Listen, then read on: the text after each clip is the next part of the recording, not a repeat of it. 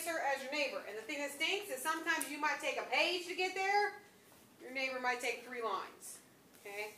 And it all depends on what you try and how you get there, but you can still have the same answer. So here, there's lots of stuff to try. Looking at your strategy list, there's at least 2 that should pop out at you. What's one of them?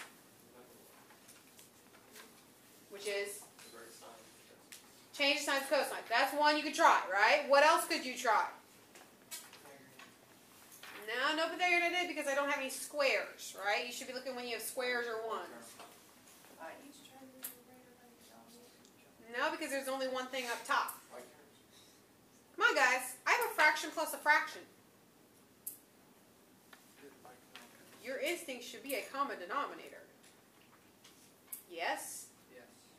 You are adding 2 fractions, so that's another thing you could try. Let's go ahead and go to sines and cosines, because I will tell you right away that is shorter in this problem.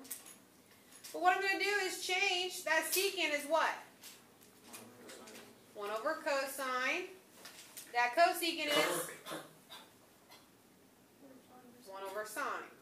Now you cannot drop the rest of the problem. And here's what some of you are going to hate about this chapter. In an identity, which we aren't there yet, you have to show every single step. Even if it's redundant, you think, well, I know that, that's easy, duh. Doesn't matter. An identity is proving something beyond a reasonable doubt that is true. So you have to show every step. That's going to be a struggle for some of you. Okay? But now I'm dividing fractions. What do you do?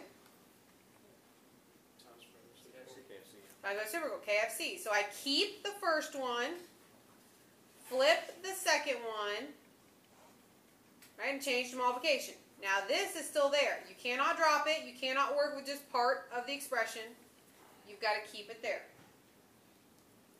Okay. Oh, that's not good. That's a 1. Yeah? Well, multiplying across, doesn't that give me sine x over cosine x? And here's where some of you might stop or get stuck.